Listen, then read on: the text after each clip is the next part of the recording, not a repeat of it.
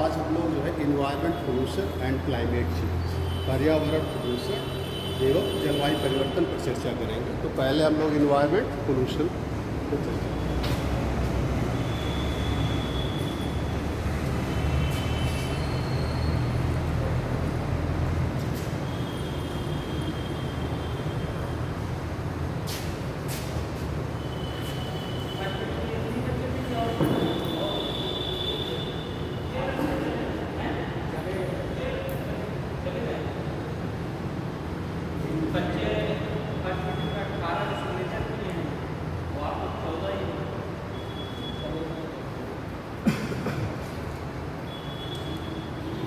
पर्यावरण प्रदूषण, तो कल हमने आपको बताया था कि इन्वायरमेंट जो है हमारे चतुर्दिक फैला हुआ क्षेत्र ही पर्यावरण कहलाता है। All the surrounding area of us is known as environment. अब पर्यावरण प्रदूषण, तो हमने कल ये भी बताया था आपको कि जो पर्यावरण के तत्व है जैविक और अजैविक, वो हमारे चारों तरफ जो है व्याप्त है। यानी कि जो पर्यावरण का संगठन है वो जैविक और अजैविक दो तत्वों से मिलकर बना है।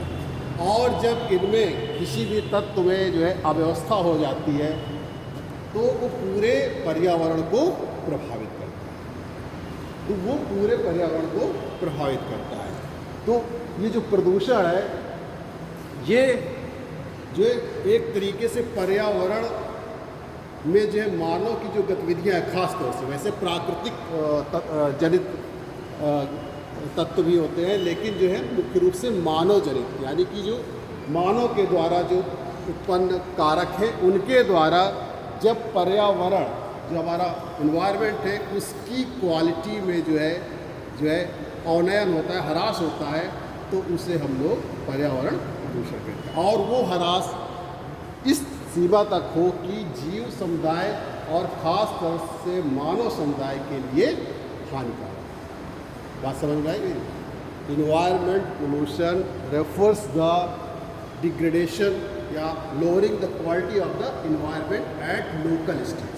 Environment refers the lowering the quality of the environment at local stage, मतलब स्थानीय स्तर पर जो पर्यावरण की गुणवत्ता में ह्रास होता है वो क्या कहलाता है? पर्यावरण प्रदूषण कहलाता है। और ये ह्रास को हम उस सीमा तक देखते हैं कि ये ह्रास खास तौर से जीव समुदाय और विशेष तौर पर मानवीय समुदाय के लिए हानिकारक है। तो उस चीज़ को ही हम पर्यावरण प्रदूषण कहते हैं। फिर से एक बार समझ लें कि पर्यावरण में मानव जनित कारकों के द्वारा उसकी गुणवत्ता में जो ह्रास होता है और वो ह्रास इस सीमा तक हो कि वो पर्यावरण के जीवी समुदाय और ख़ास तौर से मानवीय समुदाय के लिए, उसे हम क्या कहते हैं? पर्यावरण प्रदूषण। आएगा समझ? दूसरे शब्दों में हम कह सकते हैं किसी भी पारिस्थितिकी तंत्र की जो संतुलित व्यवस्था है उसका अव्यवस्थित होना, उसका असंतुलित हो जाना ही पर्यावरण प्रदूषण कहलाता है। शॉर्ट में अगर कहें तो किसी पारिस्थितिकी तंत्र की संतुलन की दशा में अव्यवस्था उत्पन्न हो जाना पर्यावरण प्रदूषण कहलाता है या पारिस्थितिकी प्रदूषण। लेकिन ये खास तौर से जो हम प्रदूषण देखते हैं वो मानव के ही संदर्भ में देखते हैं। प्रदूषण कब हम मानते हैं? जब तक मानव के ऊपर उसका हानिकारक प्रभाव नहीं, यानी कि इस स्तर पर कोई चीज़ प्रदूषित हो जाए, इन्वायरमेंट की कोई चीज़ इस स्तर तक प्रदूषित हो जाए जिसका प्रभाव मानव के ऊपर और साथ ही साथ जो हमारे जीवी समुदाय हैं उनके ऊपर हानिकारक या प्रतिकूल प्रभाव पड़ने लगे, तो उसे हम लोग पर्यावरण प्रदूषण। अब एक प्रश्न जरूर आपके मन में होगा कि पर्यावरण अवनयन और पर्यावरण प्रदूषण दो शब्द प्रयोग किए जाते हैं, क्या इनमें कोई डिफरेंस है? तो पर्यावरण अवनयन और पर्यावरण प्रदूषण दोनों अलग अलग चीज़ें हैं, दोनों में डिफरेंस है। तो आप देखिए पर्यावरण अवनयन और पर्यावरण प्रदूषण।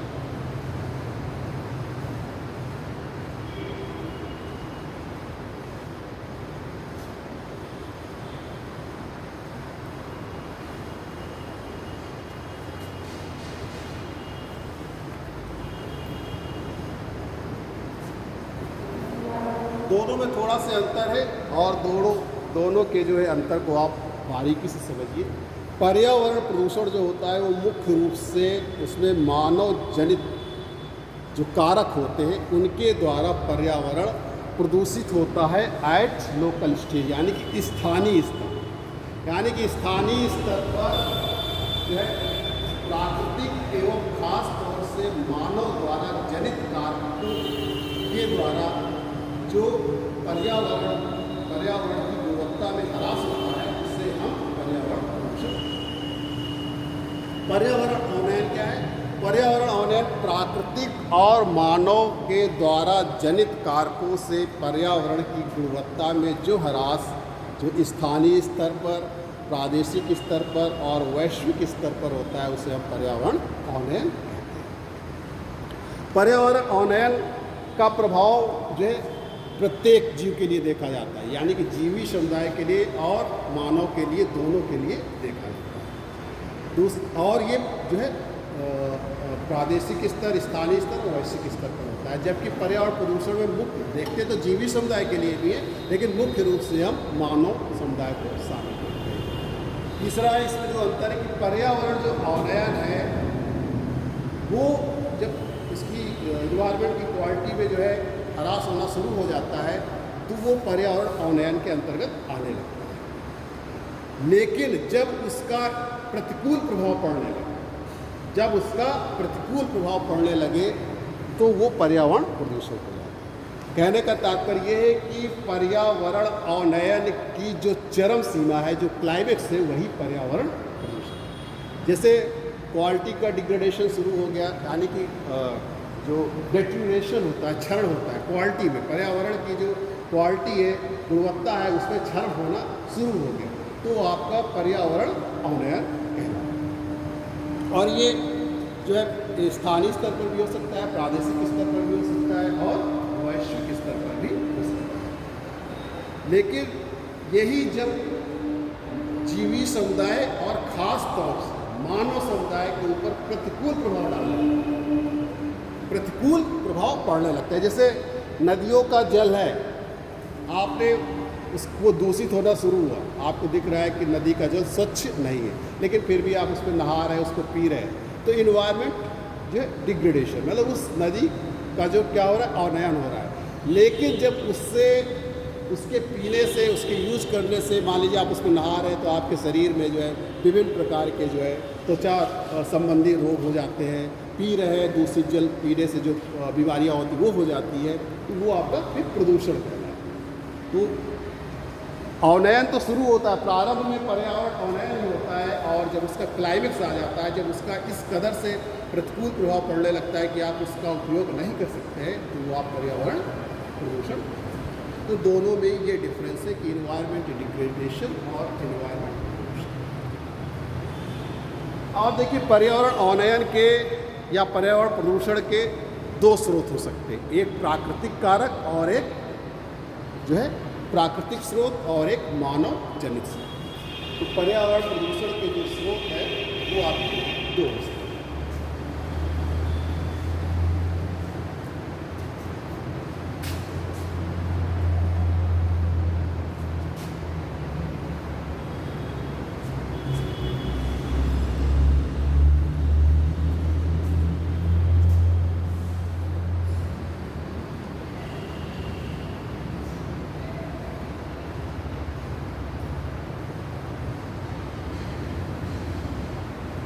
प्राकृतिक स्रोत, नेचुरल सोर्सेस और मानव जनित।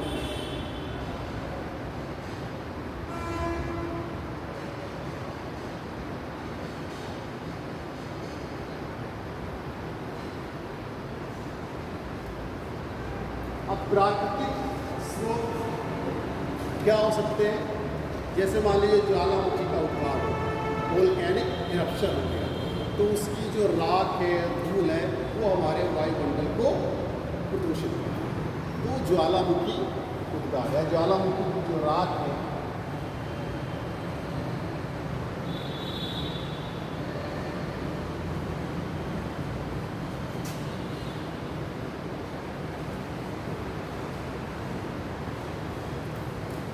ज्वालामुखी राख और धूल की कण होते हैं, ये भी हमारे पर्यावरण को प्रदूषित करते हैं। इसी तरीके से जैसे आपका अर्थक्वेक आया, भूकंप आया, लैंडस्लाइड हुई, तो इनसे जो जैसे लैंडस्लाइड हुई तो बहुत पूरा का पूरा हिस्सा क्या हो जाता है, वो मुख्य भूमि से कट जाता है। लैंडस्लाइड का मतलब है कि किसी बड़े भूमि, किसी बड़े क्षेत्र का मुख्य भूमि से जो है नाता टूट, यानी कि मुख्य भूमि से वो अलग हो जाता है। आपने लैंडस्लाइड की घटनाएं पर्वतीय क्षेत्रों में ज़्यादा होती है, वहाँ पर आप देखते हो due to the gravitational force होती है, गुरुत्वाकर्षण बल के कारण होती है।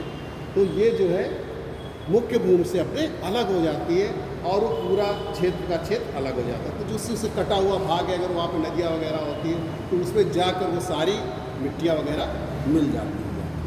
दूसरा है जब बाढ़ आए, यमुना नदी आप देखते होंगे, यमुना नदी का जब बाढ़ नहीं आती तब कैसा जल आपको दिखाई देता है, स्वच्छ जल दिखाई देता है। और जब बाढ़ आती है तो आप देखिए कि उसका पानी कैसा हो जाता है, मटमैला हो जाता है। तो बाढ़ से भी जो है जल जो है प्रदूषित हो जाता है। तो ये जो है प्राकृतिक कारक है आपके। और मानव जनित स्रोत में जैसे आपका औद्योगिक है, इंडस्ट्रियल सोर्सेज हैं। औद्योगिक स्रोतों में आप जानते हैं जैसे हमारे क्या कहते हैं कारखाने हैं, उनकी चिमनियों से निकलने वाला जो धुआं है वो वायुमंडल को प्रदूषित करता है। जो अपशिष्ट पदार्थ होते हैं इंडस्ट्रीज़ के और उद्योगों के, जो कारखानों के हैं, वो जाके या तो नदियों में मिल जाते हैं, जल प्रदूषण करते हैं, और या तो ज़मीन पर ही क्या कहते हैं ज़मीन पर ही उनको छोड़ दिया जाता है, स्थल पर ही छोड़ दिया जाता है, जो हमारा स्थल प्रदूषण या मृदा प्रदूषण करते हैं। इसी तरीके से जो शहरों में सीवेज का पानी है और शहरों की नालियों का पानी है, जाकर नदियों में मिलता है। आप जानते हैं कि शहरों में चाहे जहाँ कानपुर में देखिए, इलाहाबाद में देखिए, हज़ारों लीटर पानी जो है क्या कहते हैं गंगा नदी में जाकर मिल रहा है। शहरी क्षेत्रों का जो प्रदूषित जल होता है, गंदा जल होता है, वो जाकर नदियों में मिल रहा है।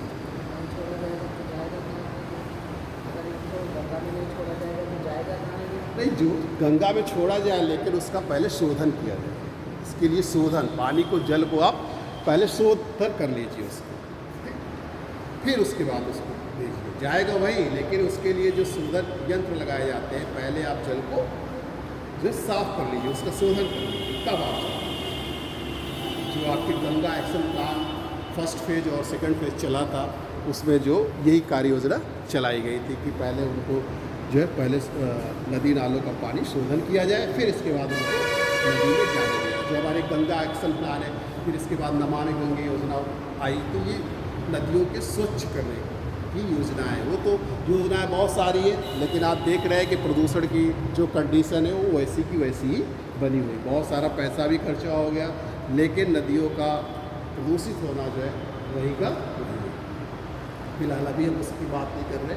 तो मानव जनित स्रोत, इस जो शहरों से सीवेज और जो नदी नालों के माध्यम से कचरा है और मल है, ये सब जा रहा है, वो नदियों को प्रदूषित कर रहा है। इसी तरीके से हमारी जो जनसंख्या है, बढ़ती हुई जनसंख्या है, तो बढ़ती हुई जनसंख्या भी मानव की जो गतिविधियाँ हैं उनके द्वारा जो है, क्योंकि मानव ही सबसे बड़ा प्रदूषण का स्रोत है। मानव ही, यानी कि जो बढ़ रही है जनसंख्या, उससे हमारी हर तरीके की एक्टिविटीज़, गतिविधियाँ भी बढ़ रही है, और मानव या जनसंख्या, बढ़ती हुई जनसंख्या का ही पर्यावरण पर दबाव बढ़ रहा है। इन्वायरमेंट में प्रेशर हमारा बढ़ रहा है ड्यू टू इंक्रीजिंग पॉपुलेशन के बढ़ने के कारण जनसंख्या का दबाव पर्यावरण पर बढ़ रहा है, जिस कारण ही पर्यावरण अवनयन और पर्यावरण प्रदूषण हो रहा है। तो इसमें जो क्षेत्र एक औद्योगिक स्रोत हो गया,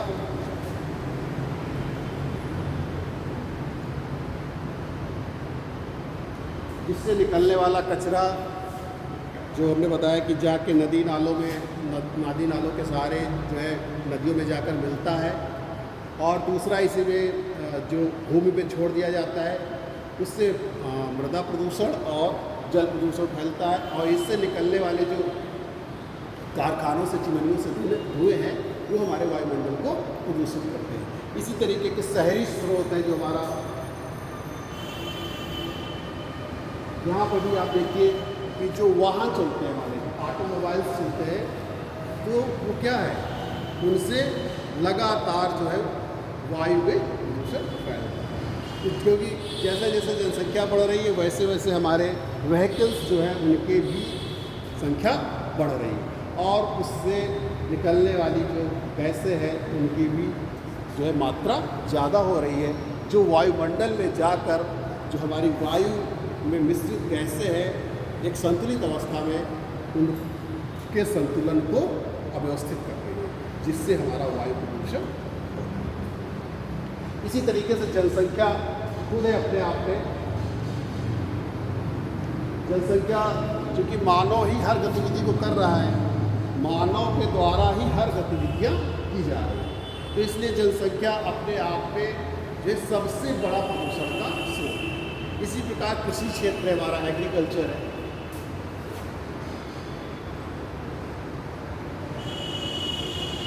कृषि क्षेत्र में जो रासायनिक उर्वरक है और कीटनाशी है और खरपतवारनाशी है, इनका जो हम प्रयोग करते हैं, वो जब वर्षा होती है, वर्षा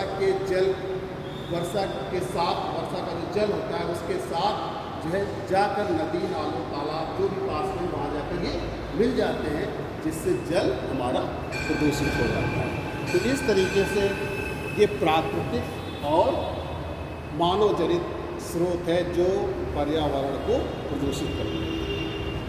अब पर्यावरण प्रदूषण के प्रकार देखिए।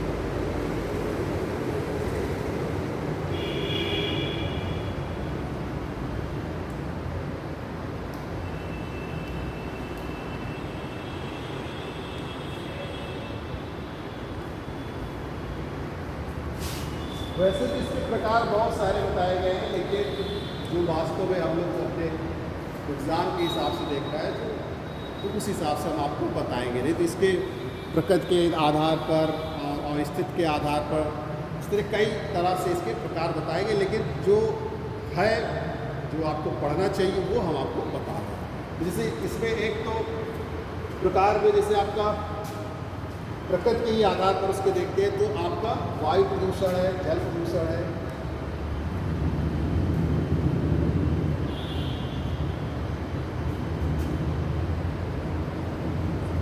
जो कॉमन है हमेशा एग्जाम में आते हैं वो हम आपको बता रहे हैं। वायु प्रदूषण, जल प्रदूषण,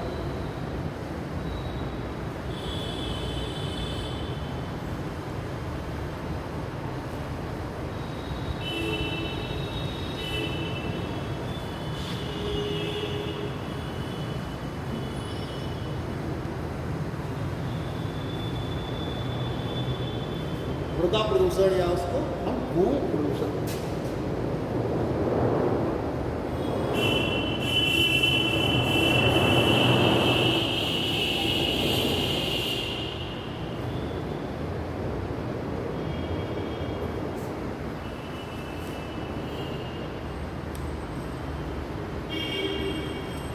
दूसरा अवस्थिति के आधार पर जो आपको जानना इम्पॉर्टेंट है, एक पॉइंट प्रदूषण होता है या पॉइंट स्रोत प्रदूषण कहते हैं उसको।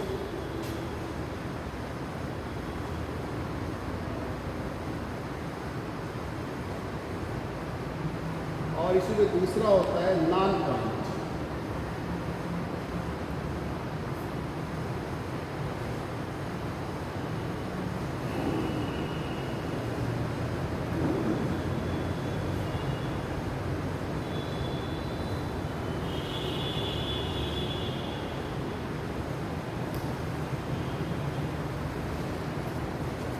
ये तो आप लोगों ने सुने होंगे और ये थोड़ा आपसे आपके लिए नया होगा।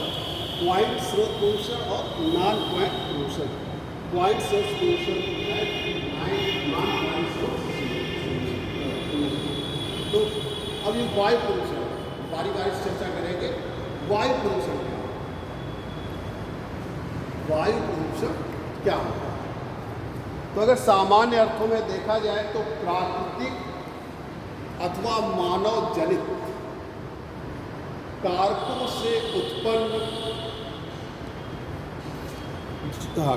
से उत्पन्न जो तत्व होते हैं वो वायुमंडल की गैसों में जाकर मिश्रित हो जाते हैं, जिससे वायुमंडल में उपस्थित गैसों की जो एक संतुलन की अवस्था होती है उसमें अव्यवस्था उत्पन्न हो जाती है और यह मानव व जीवी समुदाय के लिए हानिकारक प्रभाव डालती है। मानव पर या मानव के स्वास्थ्य पर जो है प्रतिकूल प्रभाव डालती है, जिसे हम वायु प्रदूषण कहते हैं। फिर से एक बार आप सुनिए कि सामान्य अर्थों में प्राकृतिक अथवा मानव जनित कारकों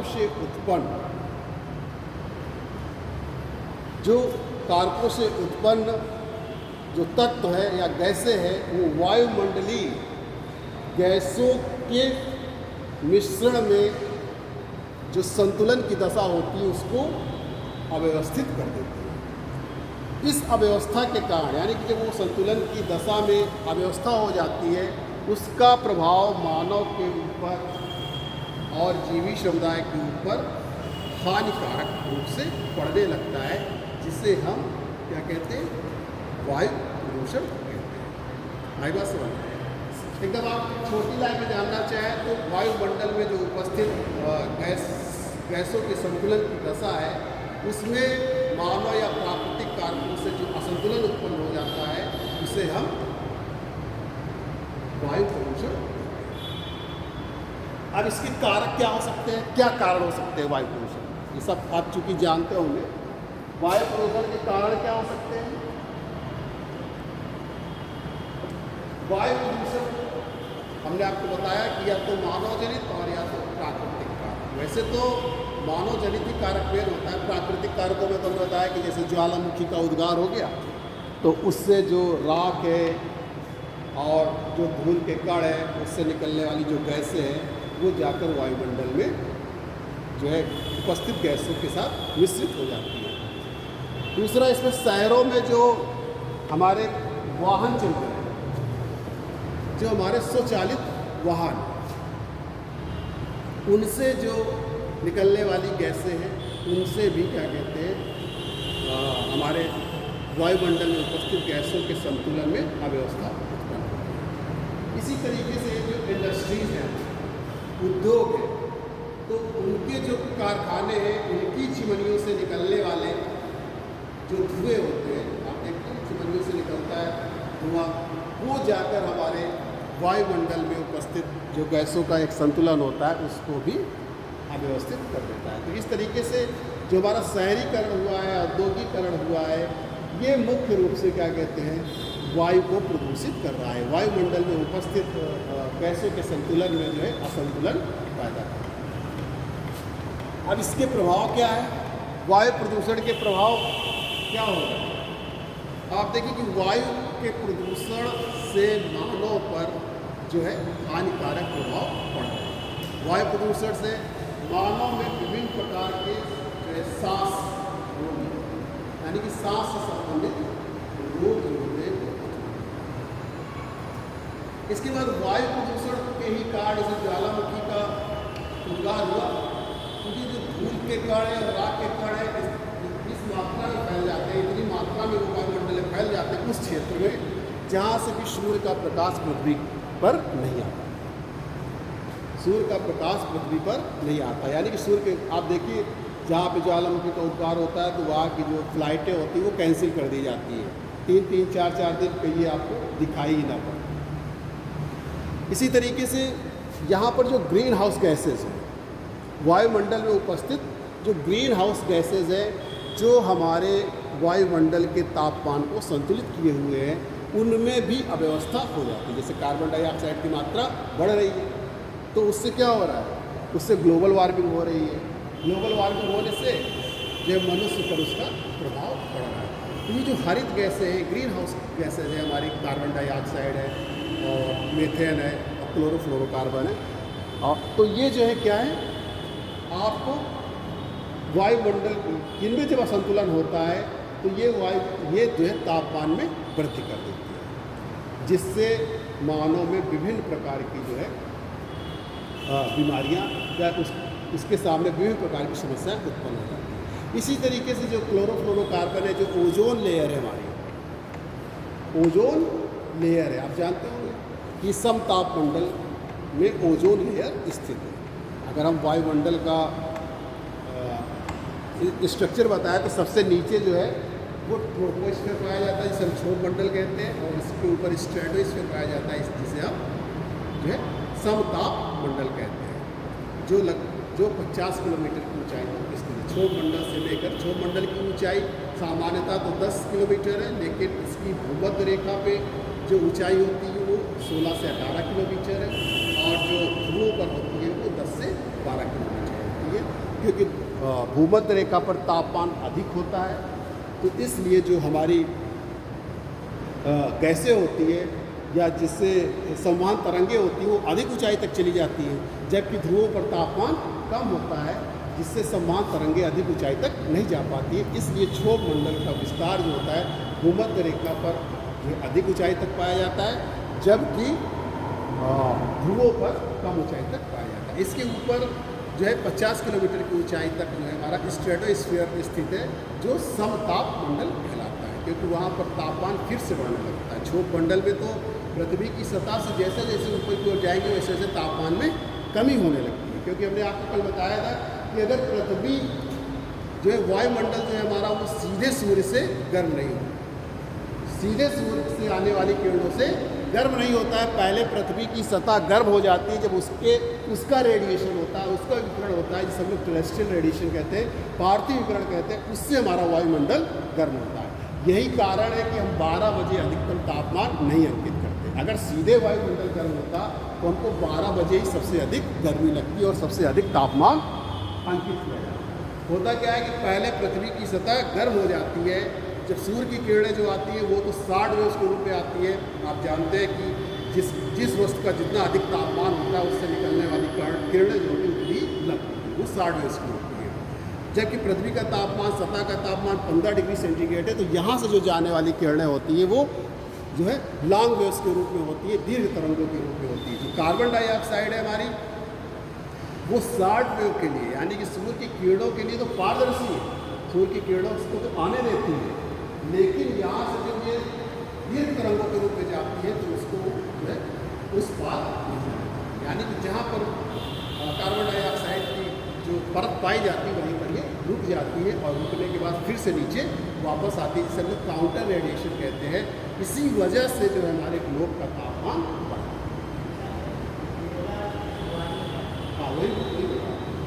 ग्लोबल वार्मिंग का मतलब पूरे ग्लोब का तापमान बढ़ता है। जैसे कि पिछली 19वीं शताब्दी के अंत से अब तक देखा जाए तो हमारे ग्लोब के तापमान में 0.9 डिग्री सेंटीग्रेड, यानी कि लगभग 1 डिग्री सेंटीग्रेड तापमान में वृद्धि हो चुकी है।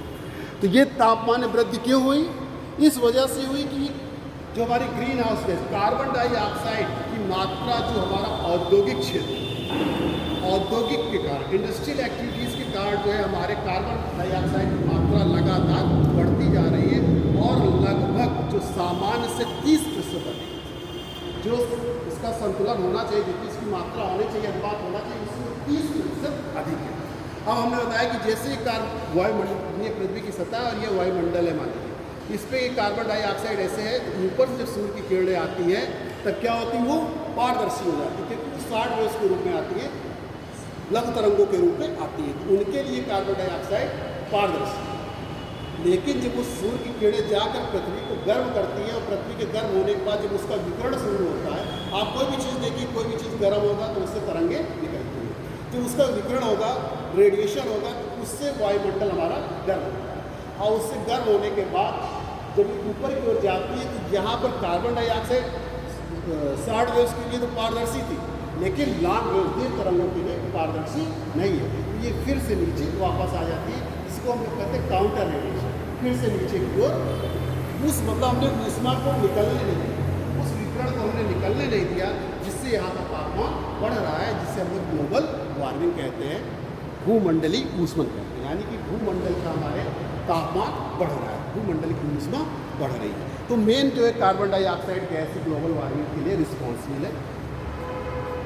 तो हम बता रहे थे वायु प्रदूषण, ओजोन की बात कर रहे थे। तो ओजोन लेयर पाई जाती है और ओजोन लेयर की ये विशेषता है कि वो आने वाली सूर्य से अल्ट्रा वायलेट रेज, जो सूर्य से आने वाली अल्ट्रा वायलेट रेज है, पराबैंगनी किरणें हैं, उनको रोकती है, वो उसको पृथ्वी पर नहीं आने देती। लेकिन जो हमारे ये क्लोरोफ्लोरोकार्बन है, ये जाकर उसकी मतलब ओजोन लेयर में हरास कर एकदम छीनने जैसे हो गई धीरे, मतलब तो वो जो हम पराबैंगनी किरणों को रोकते थे वो अब पृथ्वी की सतह पर आ सकती है।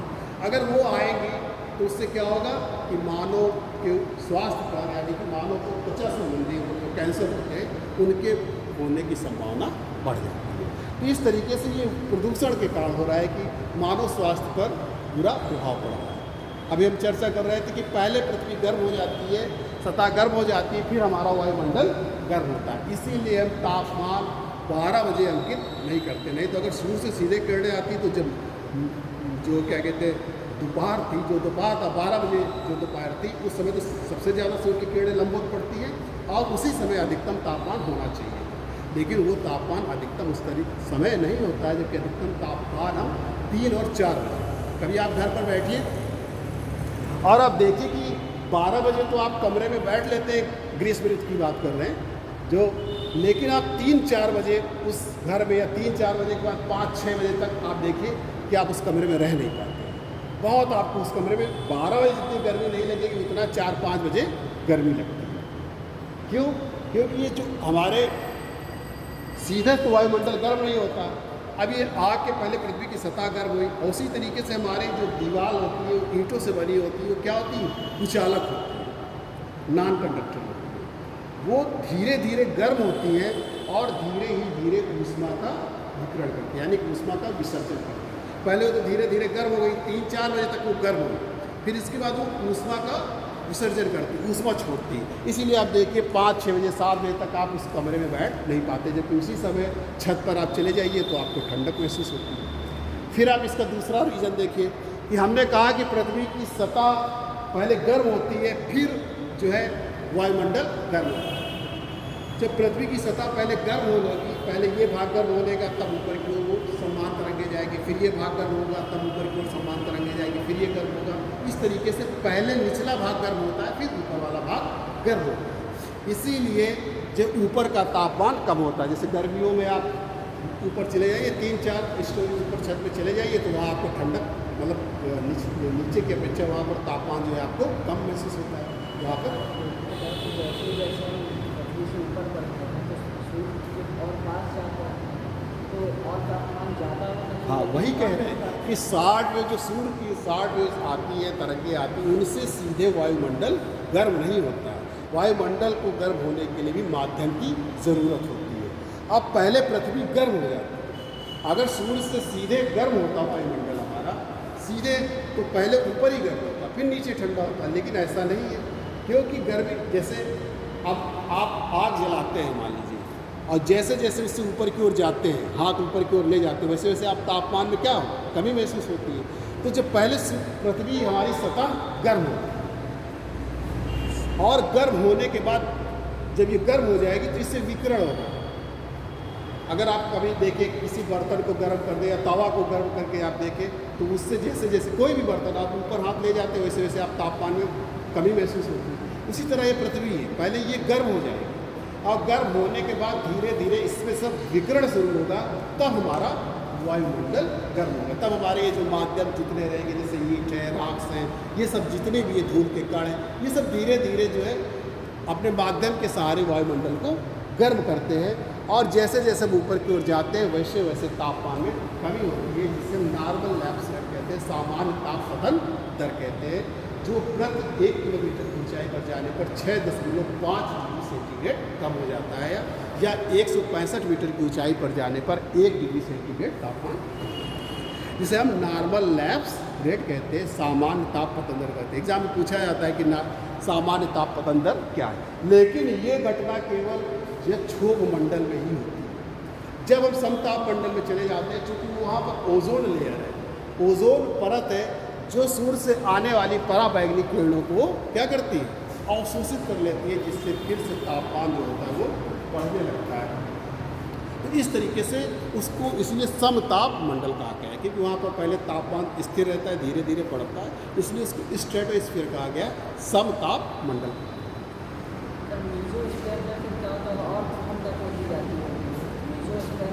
हाँ, फिर ठंडक शुरू हो जाती है। मेसोस्फीयर में फिर से टेम्परेचर कम होने लगता है। वहाँ पर फिर जो जैसे जैसे ऊंचाई पर जाएंगे वैसे वैसे तापमान में कमी होती जाती है। लेकिन फिर जैसे हम आयनोस्फीयर में जाते हैं तो वहाँ से फिर से जो एटॉमिक या आयंस जो होते हैं वो आपस में क्रिया करते हैं और उनके द्वारा एनर्जी रिलीज होती है, तो इसलिए वहाँ फिर तापमान बढ़ने लगता है। ये जो वायुमंडल की संरचना की गई, स्ट्रक्चर किया गया है, वो तापमान के ही आधार पर जो 50 से 80 किलोमीटर की ऊंचाई पर है, आपका मेसोस्फीयर मध्य।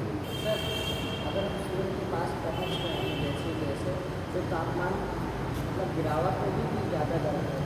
नहीं, देखिए आपको महसूस नहीं है, ऐसे तो सूर्य की किरणें सीधे आ रही हैं, एकदम आप उसके पास पहुंच जाएंगे तो आपको महसूस होगा, लेकिन वास्तव में क्या होता है, हमको माध्यम की ज़रूरत होती है।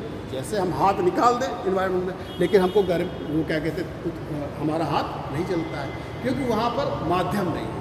बिना ऊष्मा का जो प्रवाह होता है उसके लिए माध्यम की ज़रूरत होती है। स्पेस में जब माध्यम नहीं रहेगा, जैसे आपका तापमान है, लेकिन आप लोहे को गर्म करिए, उसको छू लीजिए तो आपको तुरंत गर्म महसूस होने लगता है, और उसका प्रवाह भी देख लीजिए।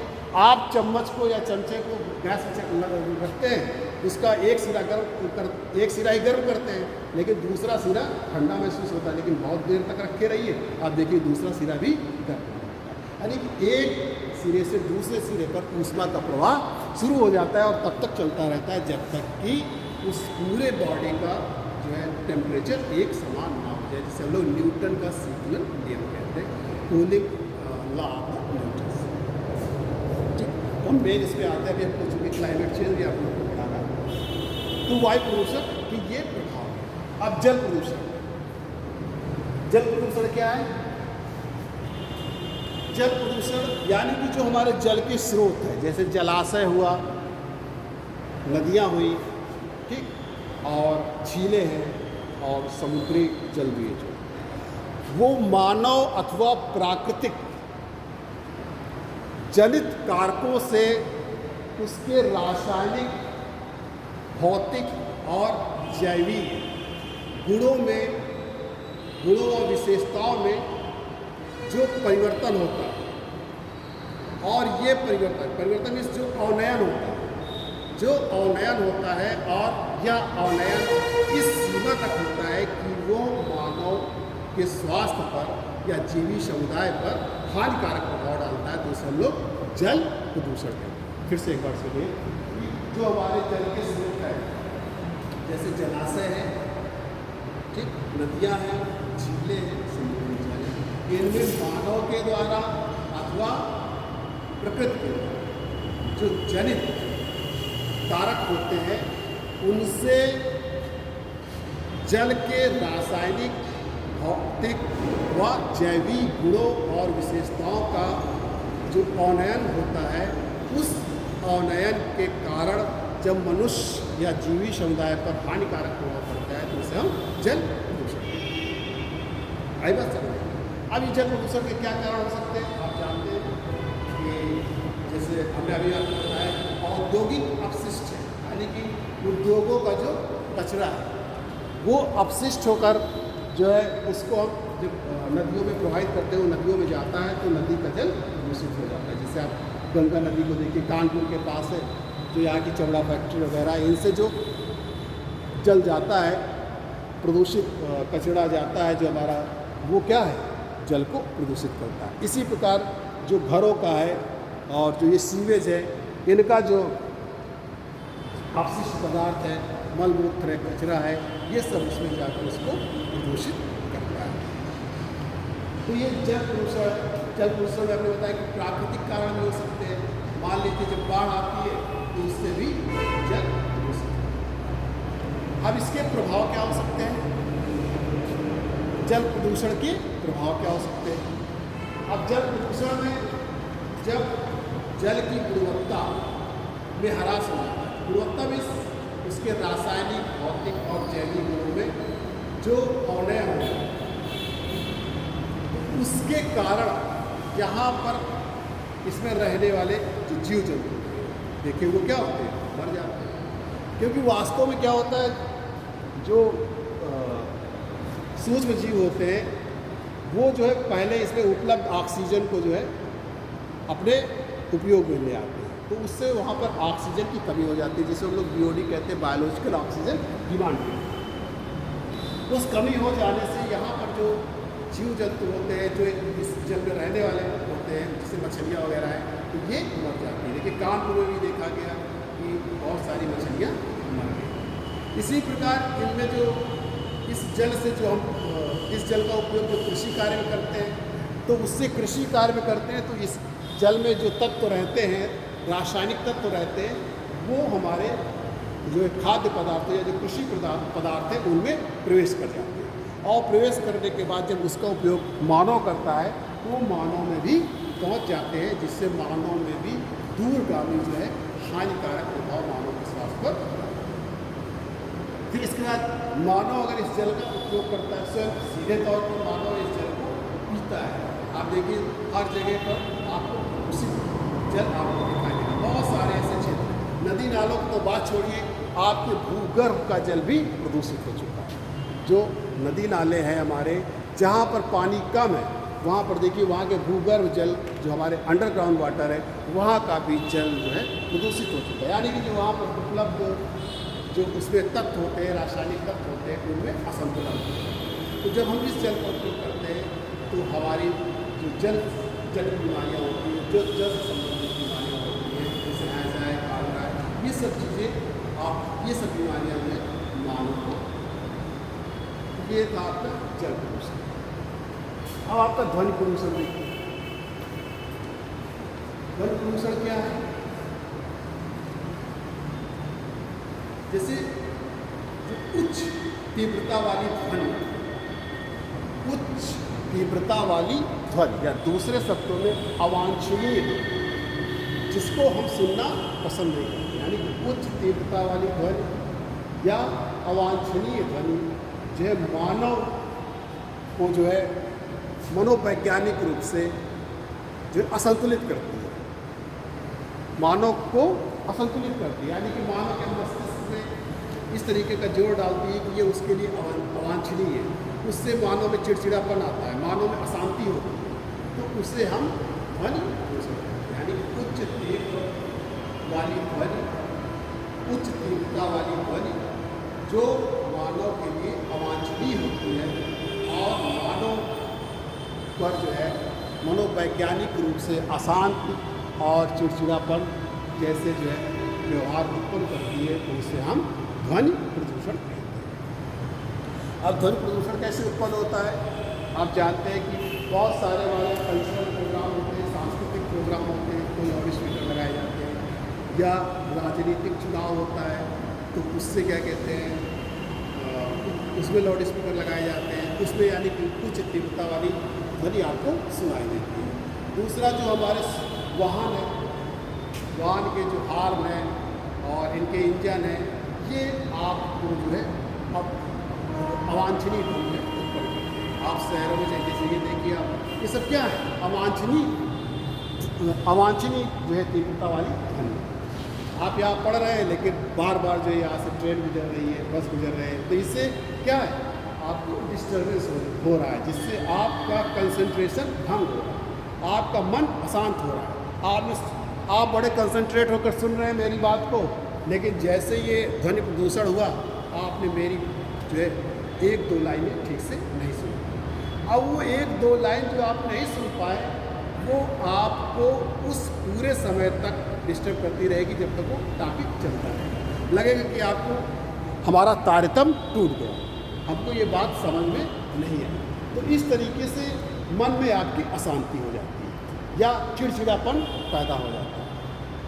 इसी तरीके से जो हमारी फैक्ट्रीज़ हैं, इंडस्ट्रीज़ हैं, उनमें आप देखिए जो पावर सायरन होते हैं उनमें आवाज़ें होती हैं, या मशीनों में या जो इंडस्ट्रीज में उद्योगों में मशीनें प्रयोग में लाई जाती है उनके द्वारा जो है आवाज़ होती है। तो इस तरीके से ये हमारे ध्वनि प्रदूषण के कारण हैं। अब ध्वनि प्रदूषण का प्रभाव क्या है? ध्वनि प्रदूषण से तो पहले हमने आपको बताया कि मनोवैज्ञानिक प्रभाव इसमें काफ़ी ज़्यादा है। जैसे आपके मन को अशांति होती है, आप रात में सो रहे हैं, कहीं पर आपके लाउड स्पीकर चल रहा है या कोई कार्यक्रम चल रहा है, आपको नींद नहीं है। अब नींद नहीं आ रही, रात भर आप सोए नहीं, तो उससे भी आपको विभिन्न प्रकार की बीमारी हो सकती है। आपका जब शरीर नहीं स्वस्थ रहेगा, आप पूरी रात निद्रा नहीं ले पाएंगे ठीक से, तो आपका शरीर काम नहीं करेगा। इसी तरीके से चिड़चिड़ापन, बहुत तेज कोई आवाज़ कर रहा है, आप चिड़चिड़ाने लगते।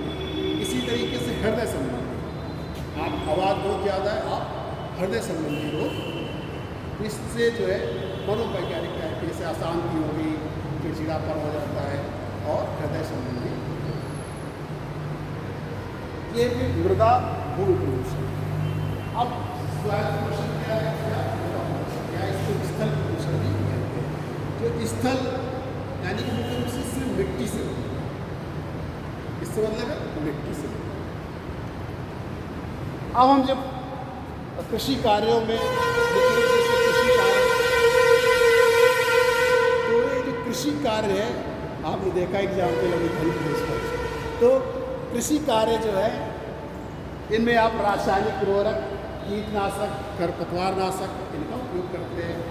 तो मृदा का जो एक रासायनिक संगठन होता है, केमिकल कंपोजिशन होता है, उसमें डिस्टर्बेंस हो जाता है, उसमें जो है असंतुलन उत्पन्न हो जाता है। इसी तरीके से जो कचरा आता है, औद्योगिक अपशिष्ट होते हैं, जो पदार्थ होते हैं, उनको भूमि में ही उसके निपटान के लिए उसको जो है क्या किया जाता है, वहीं भूमि पर छोड़ दिया जाता है, जिससे वहाँ पर भी क्या कहते हैं रासायनिक तत्व जो मिट्टी के होते हैं उनमें असंतुलन उत्पन्न हो जाता है, अव्यवस्था उत्पन्न हो जाती है।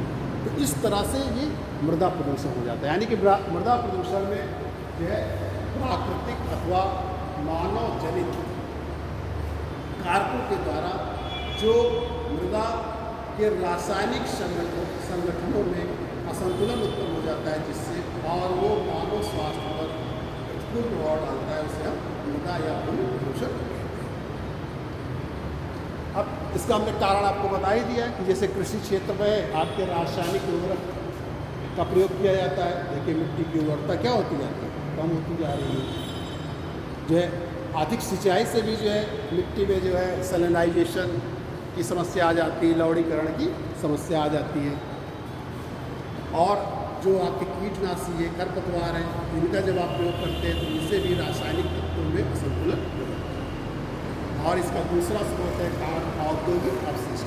जो औद्योगिक अपशिष्ट पदार्थ होते हैं, इनको जब लाकर भूमि में डाल दिया जाता है, उससे भी जो है ये मृदा में हमारे जो इसका रासायनिक स्ट्रक्चर है, केमिकल कंपोजिशन है, उसमें अव्यवस्था उत्पन्न होती है। अब ये मृदा प्रदूषण मानव पर प्रभाव कैसे डालता है?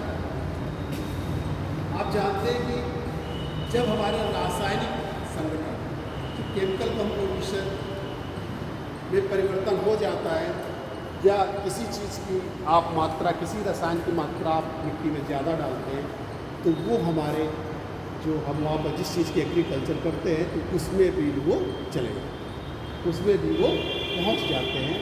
और जिससे मानव जब उस कृषि पदार्थ, खाद्य पदार्थों का उपयोग करता है तो उस पर मानव का प्रतिकूल प्रभाव पड़ता है। या आप जो है जो हमारे पशु हैं, गाय है, भैंसें हैं, वो ऐसे चारे को खा लेती है, ऐसे चारा जो उनको मिल जाता है जिसमें किसी तत्व की अधिकता होती है, आप जब गाय भैंसों का दूध उपयोग में लाते हैं तो फिर मानव को प्रभावित करता है। तो इस तरीके से ये पहले पौधों में प्रवेश करके या गाय भैंसों के दूध में प्रवेश करके जब मानव उनका उपयोग करता है तो मानव के स्वास्थ्य पर प्रभाव। अब आते हैं पॉइंट स्रोत प्रदूषण है नॉन पॉइंट प्रदूषण। इसको दरअसल पॉइंट प्रदूषण भी कह दिया जाता है और पॉइंट सोर्स प्रदूषण भी कहते हैं। 60 में पॉइंट प्रदूषण कहते हैं और ये है इसका तात्पर्य एक स्रोत से। पॉइंट सोर्स पोल्यूशन ये स्थिति के आधार पर, लोकेशन के आधार पर इस तरीके के प्रदूषण को बताया। तो जो पॉइंट प्रदूषण होता है वो वास्तव में दृश्य होता है, वो हमें दिखाई पड़ता है। क्या होता है? दिखाई पड़ता है। इसीलिए इसको पॉइंट सोर्स पोल्यूशन कहते हैं कि हमको मालूम है कि किस पॉइंट से जो है प्रदूषक तत्व जो है आ रहे हैं जो प्रदूषण फैला। जैसे आप देखिए, हमने आपको बताया अभी कि जो औद्योगिक अपशिष्ट पदार्थ है वो नदियों में आकर मिल रहा है। आपको दिखाई पड़ रहा है कि औद्योगिक कारखानों से या शहरों में जो सीवेज है या नालियां हैं उनसे मल मूत्र और शहरी कचरा जो है नदियों में आकर मिल रहा है, जिससे नदियां हमारी क्या हो रही हैं?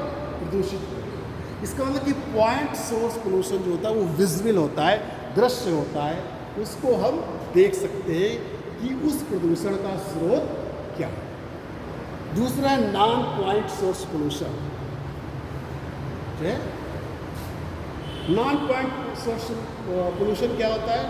जो अदृश्य होता है, वो आपको ये पता नहीं होता है कि ये कहाँ से आ रहा है, वो आपको दिखाई नहीं पड़ता। ये दोनों में अंतर है और ये आपको जानना जरूरी आता है एग्जाम में। तो पॉइंट सोर्स पोल्यूशन क्या है और नॉन पॉइंट सोर्स पोल्यूशन क्या है? तो पॉइंट सोर्स पोल्यूशन जो होता है वो विजिबल होता है, उसमें प्रदूषक तत्व किस स्रोत से आ रहे हैं ये हमको दिखाई देता है। जैसे कि औद्योगिक अपशिष्ट जो है कारखानों से और जो शहरी कचरा और मल मूत्र जो है शहरों से, शहरी क्षेत्रों से आकर जो नदियों में मिलता है और नदियाँ प्रदूषित होती हैं, उसे हम जो है पॉइंट सोर्स पोल्यूशन कहते हैं या 60 में पॉइंट पोल्यूशन कहते हैं। जबकि नॉन पॉइंट पोल्यूशन जो होता है या नॉन पॉइंट सोर्स पोल्यूशन जो होता है वो नॉन विजिबल होता है, उसको हम देख नहीं सकते हैं, वो अदृश्य होता है। जैसे कि आपका खेत है, कृषि क्षेत्र है, वहाँ पे अपने रासायनिक उर्वरक, कीटनाशक और खरपतवारनाशक जो है उनका उपयोग हमने किया। अब जो वर्षा हुई तो ये वर्षा के जल के साथ घुलकर जाकर नदियों में मिल गए। इसको किसी ने देखा? किसी ने नहीं देखा, किसी को नहीं मालूम है कि ये यहाँ से आया। तो इसलिए ये नॉन विजिबल या नॉन पॉइंट पोल्यूशन कहलाता है, नॉन पॉइंट सोर्स पोल्यूशन कहलाता है या शॉर्ट में इसको नॉन पॉइंट पोल्यूशन कहते हैं। तो ये आपका था पर्यावरण पोल्यूशन और अब नेक्स्ट टॉपिक जो चर्चा करेंगे क्लाइमेट चेंज, जलवायु।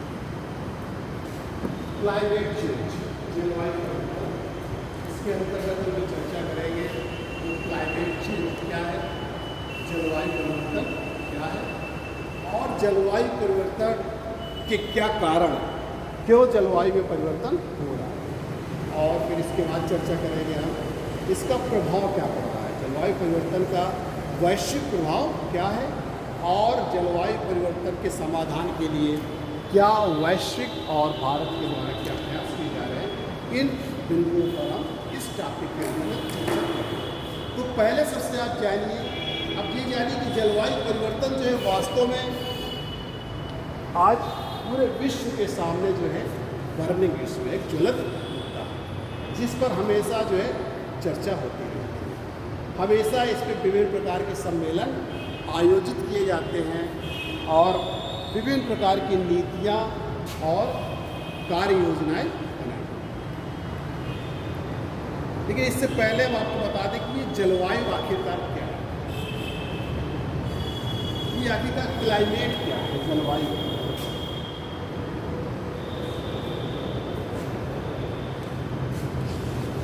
क्योंकि आपके मन में होगा कि वेदर मौसम भी होता है और जलवायु भी होता है, लेकिन दोनों में डिफरेंस है, दोनों में डिफरेंस होता है। वास्तव में जो ये वायुमंडलीय दशाओं का योग होता है वही हमारा मौसम और जलवायु कहलाता है, लेकिन दोनों में एक अंतर है। वायुमंडलीय दशाओं का योग जब हम एक निश्चित स्थान और निश्चित समय के लिए लेते हैं तो वो हमारा मौसम है, क्योंकि मौसम को हर तरीके से हर पल बदल सकता है। अभी मौसम कुछ है, अभी बदली है, कुछ देर बाद धूप आ जाएगी। अभी वर्षा यहाँ हो रही है, मान लीजिए, और थोड़ी दूर जाइए वहाँ वर्षा नहीं है। अभी रेलवे लाइन की इधर आपको वर्षा हो रही है और रेलवे लाइन आपने पार किया तो वर्षा नहीं हो रही वहाँ। तो वेदर जो होता है वो जो पर्टिकुलर टाइम और पर्टिकुलर प्लेस के लिए होता है।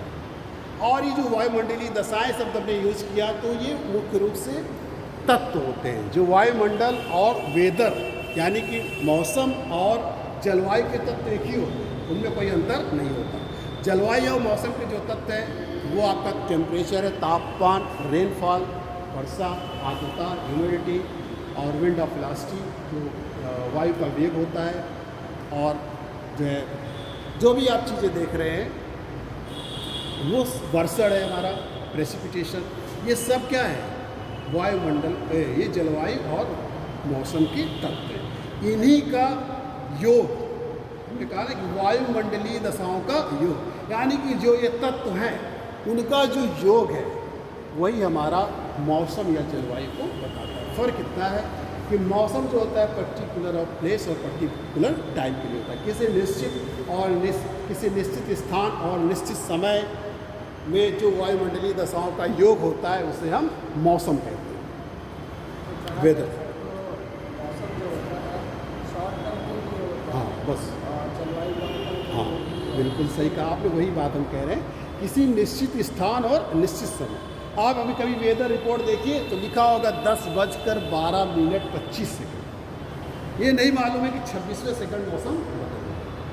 कभी भी आप वेदर रिपोर्ट कोई भी देखेंगे, आप बुक में आपको देखने को मिल जाएगी, कोई वेदर रिपोर्ट होगी या आप कभी टीवी न्यूज़ पे सुनते हो, कहीं भी देखते हो, उसमें लिखा होगा, ये नहीं लिखा होगा कि 10 बजे, 10:12:25, क्योंकि कोई ज़रूरी नहीं है कि 26वें सेकंड यही मौसम रहे।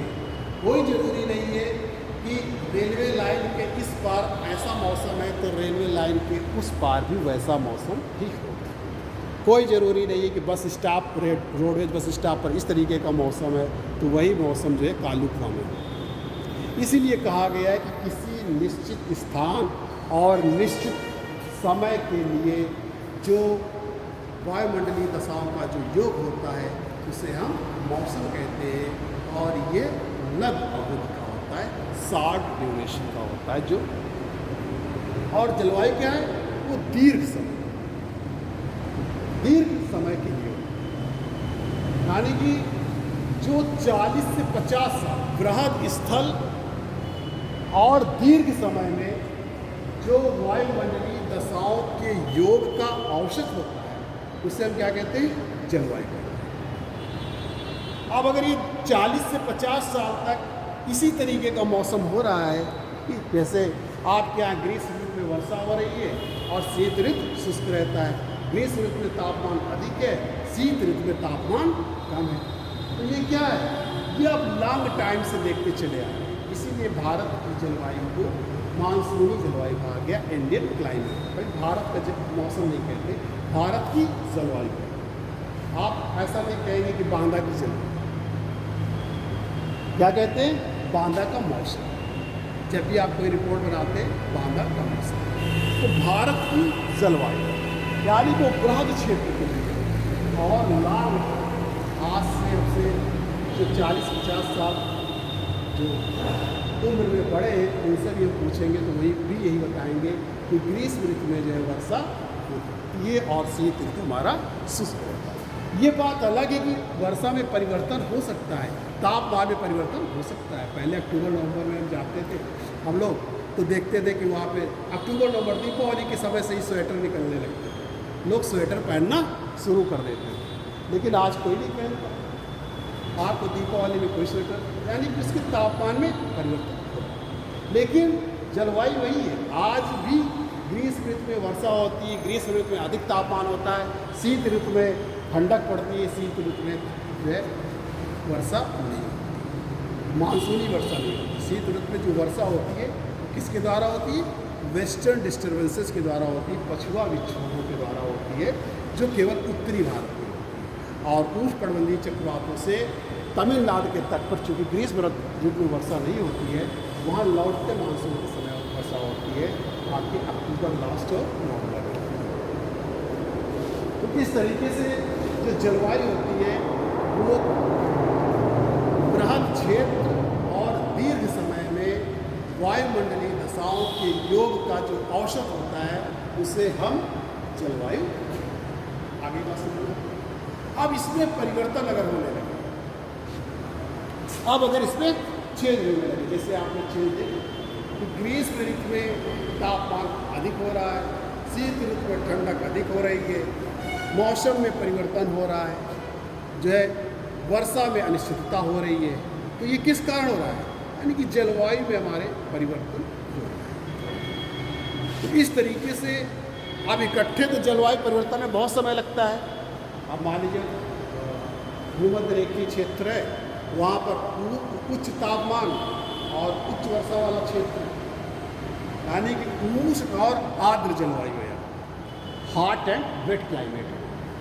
अगर यही हॉट एंड ड्राई क्लाइमेट हो जाए तो जलवायु परिवर्तन हो जाएगा, यानी उष्ण और शुष्क जलवायु हो जाए तो जलवायु परिवर्तन हो जाए। अब यहाँ पर जो जलवायु परिवर्तन हो रहा है की बात की जा रही, ये एक लक्षण से जलवायु परिवर्तित नहीं हो गई, लेकिन इस तरीके से जो हमारे जलवायु के तत्व हैं उनमें परिवर्तन। और ये एक देश की बात नहीं है, ये पूरे विश्व के लिए चिंता का विषय। वैसे ये छोटे स्तर पर भी हो सकता है और पूरे वैश्विक स्तर पर भी हो सकता है, लेकिन वर्तमान समय में इसकी जो हम चर्चा कर रहे हैं वो पूरे वैश्विक स्तर पर कर रहे हैं। अब ये जो जलवायु में परिवर्तन है वो किन कारणों से हो रहा है, इनके लिए कौन कौन से कारण उत्तरदायी हैं?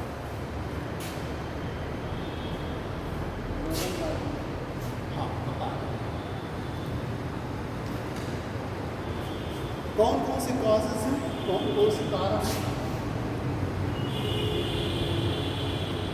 पहला तो देखिए, हम बहुत पीछे नहीं जा रहे हैं, वैसे तो प्राकृतिक कारणों से भी होता है, लेकिन हम प्राकृतिक कारक की चर्चा नहीं करेंगे। यहाँ पर जलवायु परिवर्तन जो है मुख्य रूप से मानव की गतिविधियों के द्वारा हो रहा है, तो उसी टॉपिक को हम ले रहे हैं क्योंकि हमको आपको थोड़े समय में बताना है, नहीं तो टॉपिक तो बहुत लंबा है। तो कारण जो है पहला ग्रीन हाउस, जो हमारी ग्रीन हाउस गैसेस।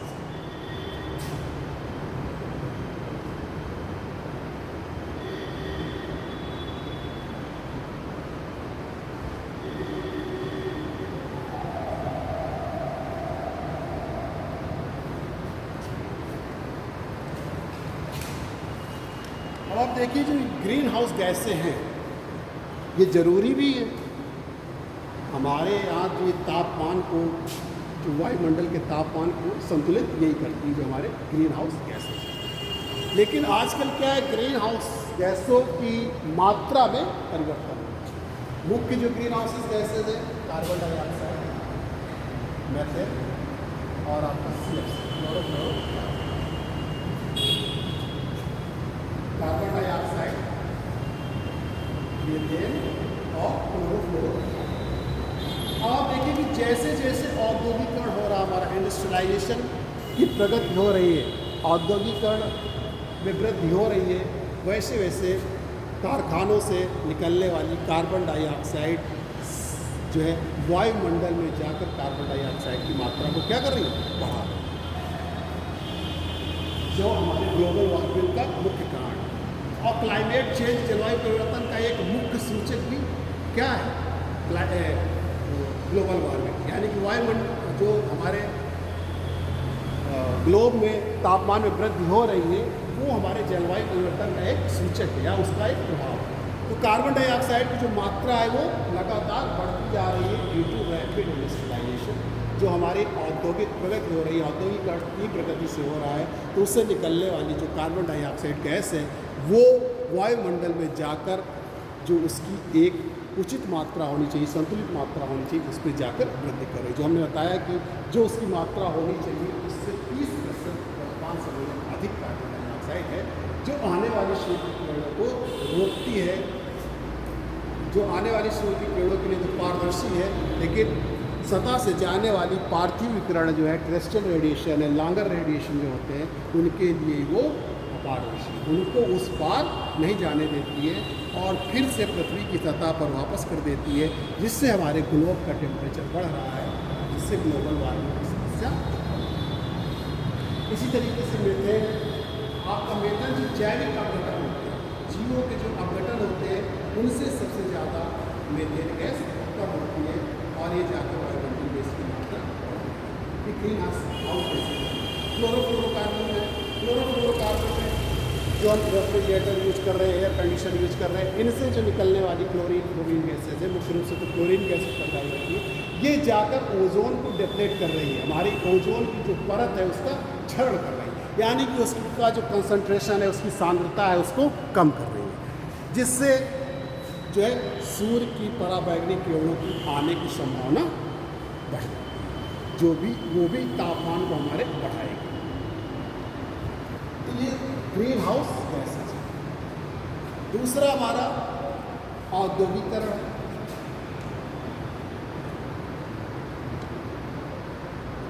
इंडस्ट्रियलाइजेशन, ये एक दूसरे से रिलेटेड है। कोई कारक ऐसे नहीं होते कि अपने आप में स्वतंत्र होते हैं, एक दूसरे से रिलेटेड है। अभी हम इंडस्ट्रियलाइजेशन की बात कार्बन डाइऑक्साइड में किए, वहाँ पे ग्रीन हाउस गैसेज की मात्रा में अभी आप फिर से वही बात करेंगे तो आप कहेंगे कि अभी तो आप चर्चा कर चुके हैं, एक दूसरे से रिलेटेड होते हैं। तीसरा है शहरीकरण, अर्बनाइजेशन।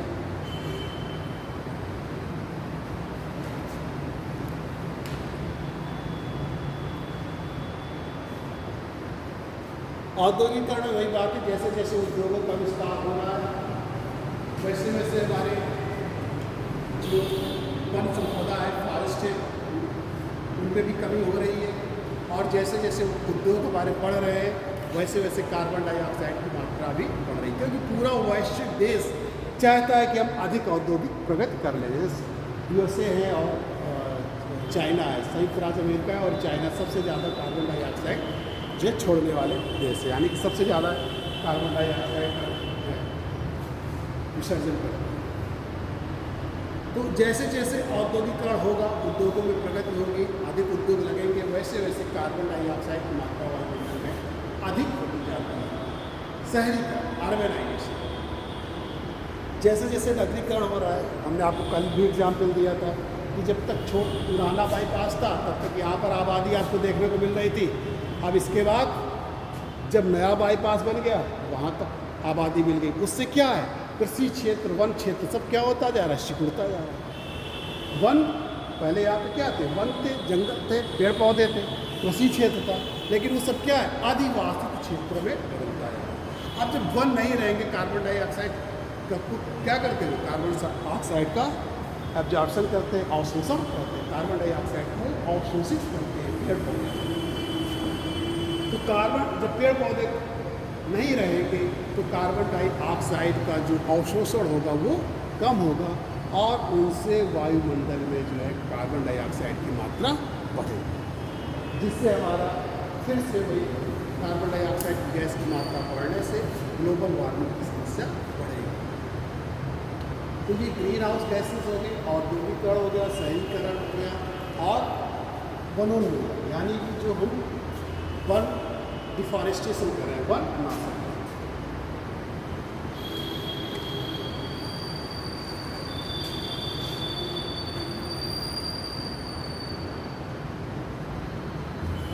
तो हम वन को काट रहे हैं, जंगलों को लगातार काटते चले जा रहे हैं।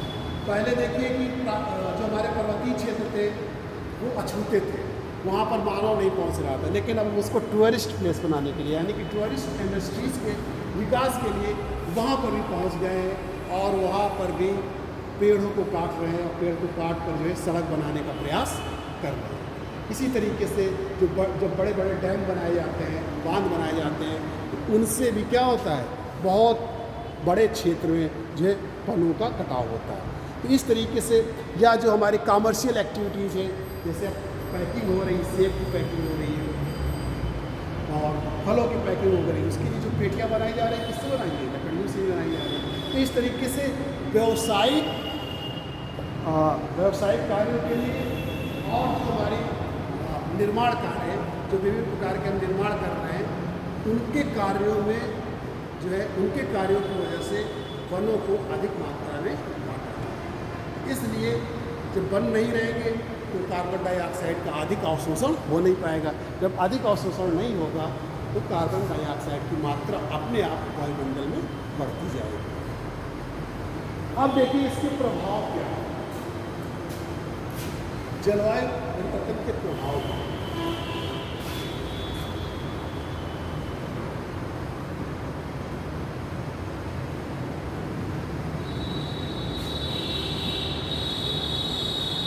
इससे क्या हो रहा है, तापमान में वृद्धि, इंक्रीज इन टेम्परेचर।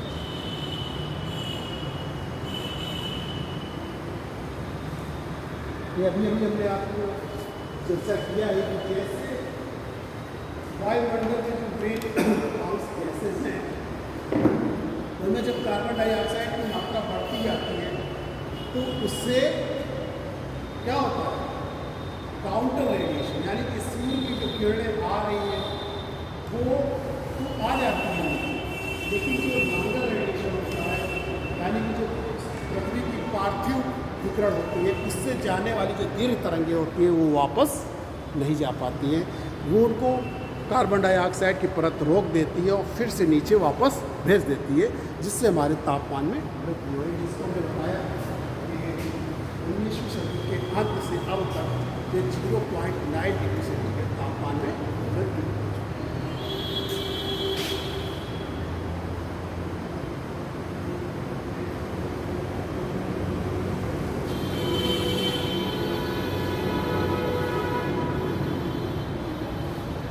दूसरा है वर्षा में अनिश्चितता, यानी कि वर्षा को भी प्रभावित कर रहा है, अनसर्टेनिटी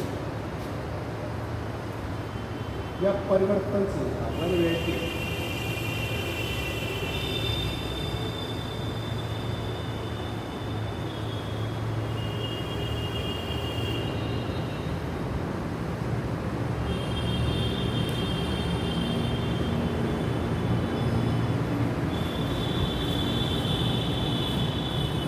वर्षा में अनिश्चितता होती है, कभी वर्षा अधिक हो जाएगी या कभी वर्षा कम हो जाएगी।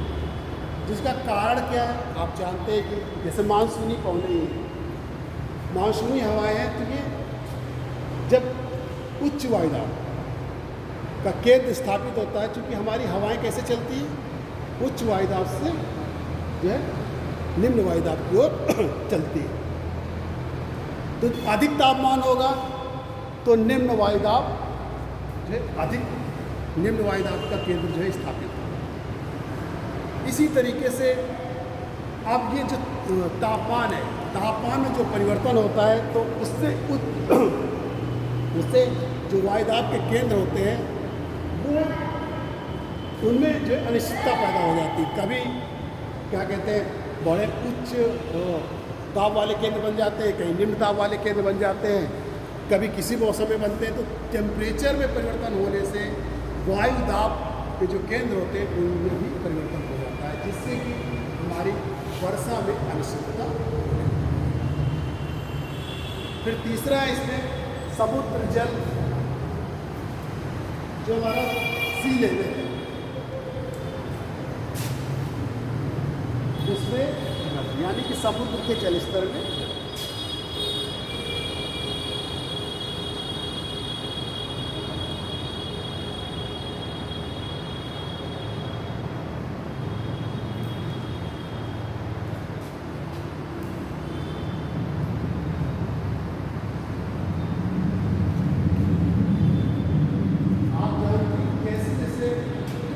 बढ़ रहा है, तापमान बढ़ रहा है, वैसे वैसे समुद्र के जल स्तर में वृद्धि होगी। जो हमारे हिमालय ग्लेशियर्स हैं वो पिघलते हैं, और हमारी जो पेरेनियल रिवर हैं, जिनको लोग सदावाहिनी नदियाँ कहते हैं, उनका स्रोत क्या है?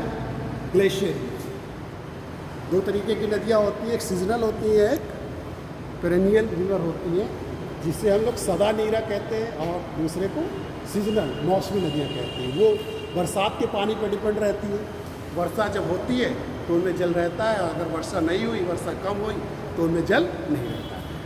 तो जो पेरेनियल रिवर है, सदावाहिनी नदियाँ हैं, जो हमेशा बहती है, जैसे आपकी गंगा यमुना है, इनमें पानी कम ज़्यादा हो सकता है बारिश से, या जब बांध खोले जाते हैं, लेकिन ये कभी ऐसा नहीं कि कभी इनमें इतना पानी कम हो जाए कि इनका बहाव खत्म हो जाए। वैसे तो बहुत कुछ कहा जाता है, बहुत अभी तो एक शोध में आया था कि अगर इसी तरीके से टेम्परेचर बढ़ता रहा तो 70 वर्षों बाद जो है गंगा का अस्तित्व समाप्त हो जाएगा, यानी कि ग्लेशियर जो है वो पूरी तरीके से पिघल जाए।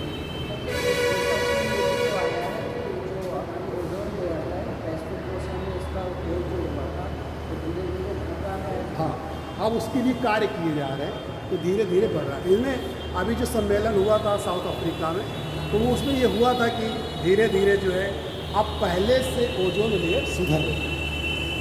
इसीलिए तो हमने कहा कि जलवायु परिवर्तन के लिए कुछ समाधान भी किए जा रहे हैं वैश्विक स्तर पर, वो हम अभी आप इसके बाद चर्चा करेंगे। एकदम बात सही है कि जलवायु जो ओजोन लेयर है, हमारी ओजोन परत पे जो क्षरण है, उस पर पहले से कहीं अधिक सुधार हुआ है, और अनुमान ये लगाया गया है कि आने वाले 25 वर्षों में उसकी जो स्थिति काफ़ी सुधर जाएगी, उस पर काफ़ी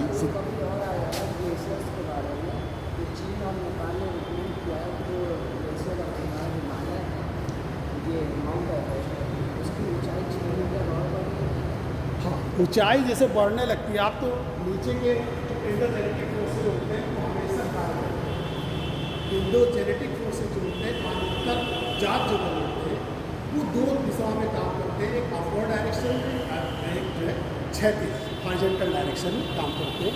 तो लगातार जो है हिमालय हमारा बढ़ रहा है, लेकिन क्या होता है कि उसका ऊपर इरोजन भी होता है, अपरदन भी होता है। ये अपने अपने सर्च करते रहते हैं ऑथेंटिक रूप से, कोई मतलब जैसे आपने सर्च किया, आपने रिसर्च पेपर निकाला, लेकिन अभी एकदम सहमत नहीं मिलती कि इतनी, हाँ वही कह रहे हैं, इतने नहीं। ये एकदम बात सही है, इस बात पूरे देशों की सहमति है, हर जो भूगोलवेत्ता में सहमति है कि हिमालय की ऊंचाई बढ़ रही है, लेकिन कितने मीटर ऊंचाई बढ़ गई इस पर सहमत नहीं। ये 100% सही है कि हिमालय की ऊंचाई लगातार बढ़ रही है। जितना भी मलबा होता है, अब चूँकि ये आप ये केवल समझिए कि इंडोजेनेटिक फोर्सेज जो होते हैं, अंतर्जात जो बल होते हैं, वो ऊपर की ओर कार्य करते हैं और क्षैतिज रूप में काम करते हैं। दो तरीके से काम करते हैं, अपवर्ड डायरेक्शन जिसे अपवर्ड मूवमेंट कहते हैं, डाउनवर्ड मूवमेंट तो ये लंबवत हो गए, और क्षैतिज जो आपके दो तरीके से वो भी काम करते हैं, एक दूसरे से जो दूर जाते हैं, ठीक, और एक दूसरे से पास आते हैं। जो एक दूसरे से दूर जाते हैं वो टेंशनल फोर्सेज कहलाते हैं। अगर आपने पढ़ा होगा, मैंने सारी चीज़ें पढ़ाई, अगर आपने ऑनलाइन क्लास की हो, हाँ, तो उनमें हमने सारी चीज़ें, पृथ्वी की आंतरिक संरचना भी बताया था, और ये जो फोर्सेज होते हैं एंडोजेनेटिक फोर्सेज, एक्सोजेनेटिक, क्योंकि forces affecting the earth surface, ये पूरा बताया था हमने ज़्यादातर चीज़ें जलवायु के बारे में भी आपको पढ़ा चुके हैं। अगर आपने ऑनलाइन पढ़ा होगा तो सारे जो है आप उस वीडियो को देख लीजिएगा, उसमें हमने आपको सारे पढ़ाया था। तो ये बात सही, एंडोजेनेटिक फोर्सेस काम करते हैं। होता क्या है कि जो मलबा है ये समुद्रों में जाकर गिरता है और वो नीचे नीचे जाकर फिर वहीं पहुंचता है और उसके बाद ऊपर की ओर जाता है, जिससे कि हिमालय की ऊंचाई लगातार बढ़ गई। लेकिन कितनी ऊंचाई बढ़ गई या कितनी बढ़ गई इस पर जो है साक्ष्य नहीं। कोई तो कहता ऊंचाई बढ़ गई, लेकिन जिस रेशियो में ऊंचाई बढ़ गई उसी रेशियो में उसका अपरदन भी हो जाता है।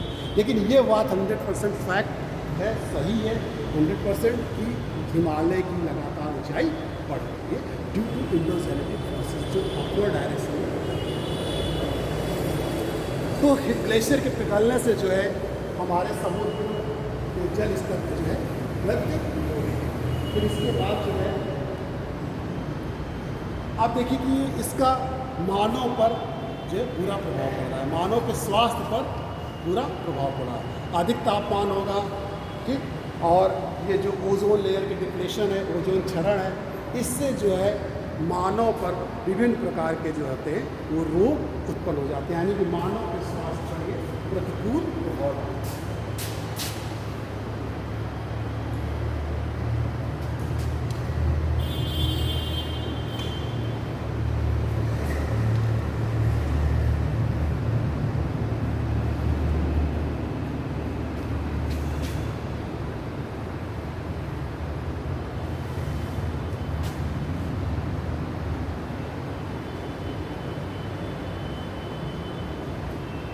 इसके बाद देखिए जो हमारी अनाज कृषि पर इसका प्रभाव, कृषि पर भी इसका प्रभाव पड़ रहा है।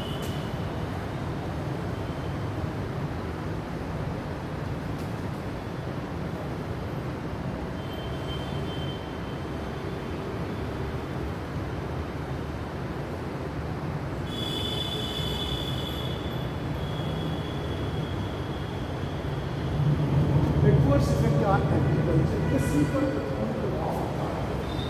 और देखिए जब तापमान अधिक, मान लो आपने गेहूँ की खेती की, तापमान अधिक है, जो फसल पकनी चाहिए थी 4 महीने में पहले पक गई। जो फसलें 4 महीने में पकनी चाहिए वो 3 महीने में ही पक जा रही है, जिससे उनमें पोषक तत्वों की क्या हो जा रही है, कमी होती जा रही है।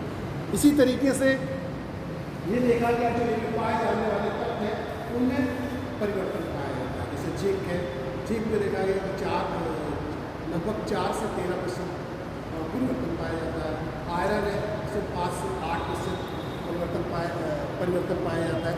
तो इनमें जो पाए जाने वाले तत्व हैं, कृषि जो हमारे फसलें हैं उनमें भी परिवर्तन पाया जाता है और अधिक तापमान हो जाने के कारण जो है जल्दी ये पक जाती है, जिससे उनमें पोषक तत्वों की कमी हो जाती है।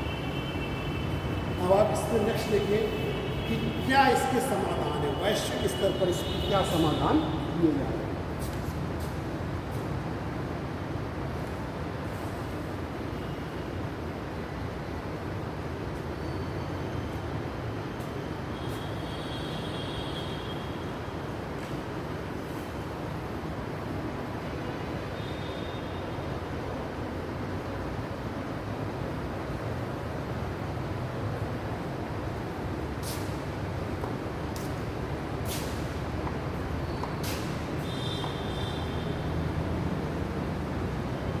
समाधान क्या इसके लिए रेमेडीज है, क्या उपाय किए जा रहे हैं।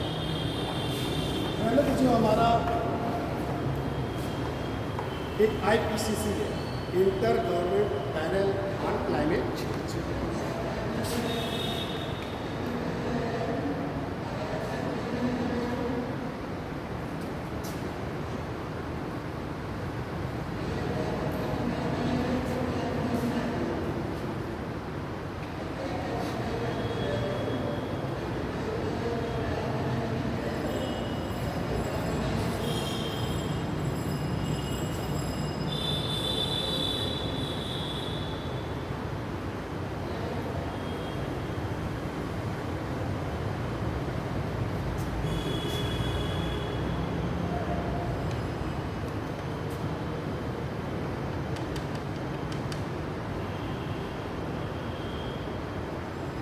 IPCC inter government panel on Climate change.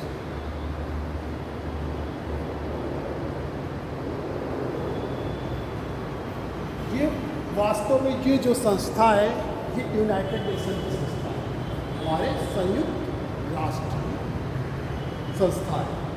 इसका गठन किया गया है, इसका गठन जो किया गया है वो UNEP यानी कि United Nation Environment programme,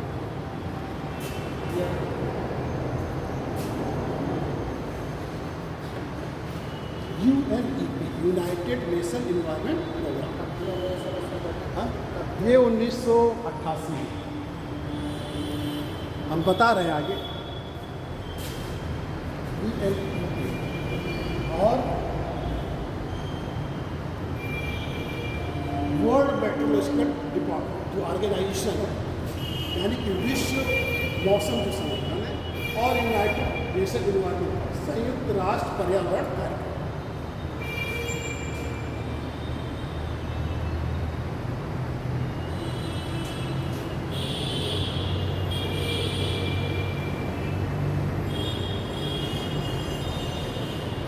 world meteorological organisation विश्व मौसम संगठन।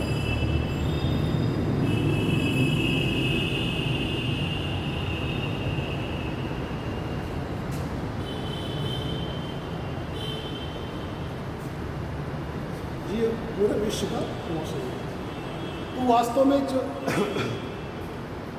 IPCC है, inter government panel on Climate change, वो यूनाइटेड नेशन जो संयुक्त राष्ट्र संघ के 195 देशों ने इस पर मिलकर जो है इस संस्था का जो गठन किया गया है वो संयुक्त राष्ट्र पर्यावरण कार्यक्रम और विश्व मौसम संगठन के द्वारा 1988 किया गया। ये इसका जो उद्देश्य है ये जलवायु परिवर्तन का वैज्ञानिक आकलन करती है, साइंटिफिक एनालिसिस करती है जलवायु परिवर्तन कि जलवायु परिवर्तन के क्या कारण हैं, जलवायु परिवर्तन से क्या प्रभाव होंगे, और ये जो आकलन किए जाते हैं वो प्रत्येक देश की सरकारी स्तर पर इसको प्रोवाइड भी कराए जाते हैं, इसको प्रोवाइड कराए जाते हैं। और जो भी यूनाइटेड नेशन की जो ये संस्था है, ये कोई भी कार्यक्रम होता है जलवायु परिवर्तन पर तो ये जाकर उसमें भाग लेता है। तो इसका ये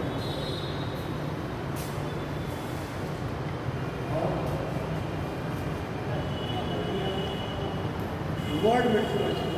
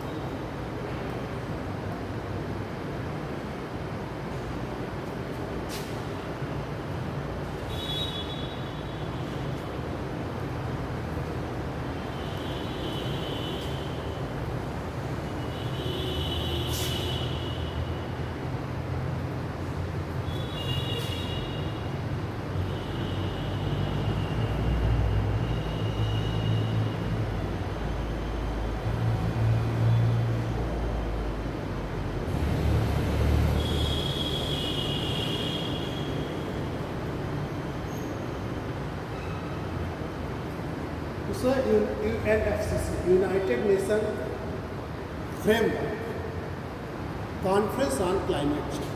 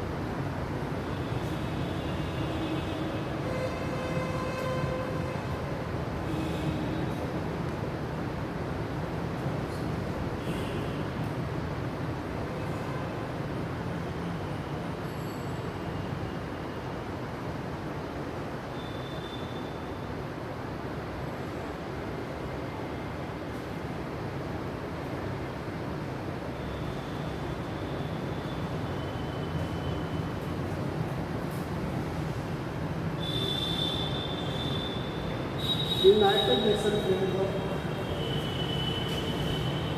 कॉन्फ्रेंस ऑन क्लाइमेट चेंज, संयुक्त राष्ट्र फ्रेमवर्क सम्मेलन जलवायु परिवर्तन या जलवायु परिवर्तन पर संयुक्त राष्ट्र फ्रेमवर्क सम्मेलन।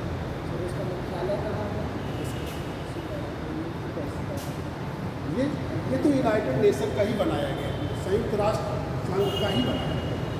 इसके मुख्यालय नहीं थे, आपको उसी में ही बना दिया गया है। कोई जनेवा में नहीं, वो जनेवा में जो विश्व मौसम संगठन का वर्ल्ड,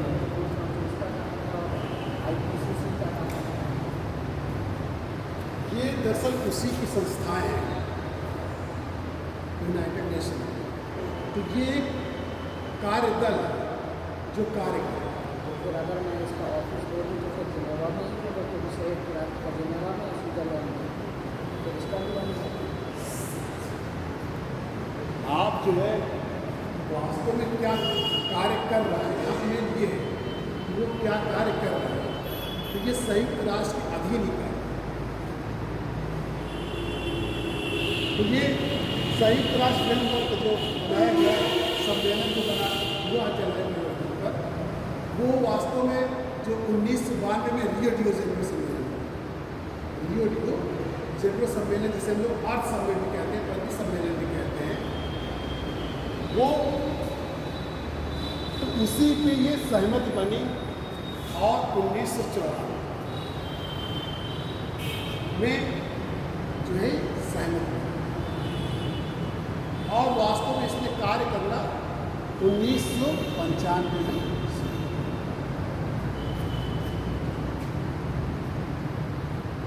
1995 में इसने काम करना।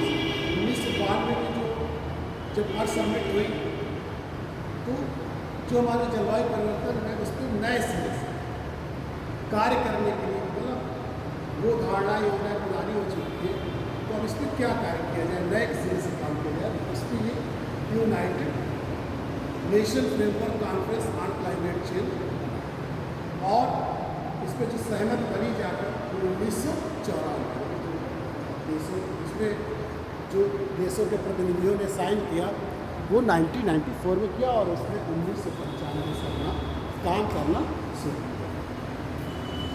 और इसके बाद एक पेरिस एग्रीमेंट, पेरिस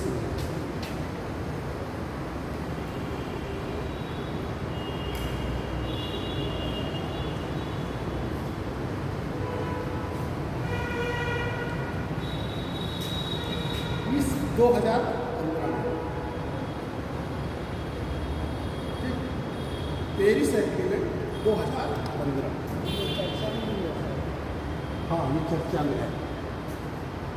ये कैसे पिछले साल हाँ। हुआ था, कैसे आ गया? पेरिस एग्रीमेंट जो मतलब ये धीरे धीरे पुरानी पड़ती गई, तो उन्हीं की एक तरीके से अगली कड़ी है।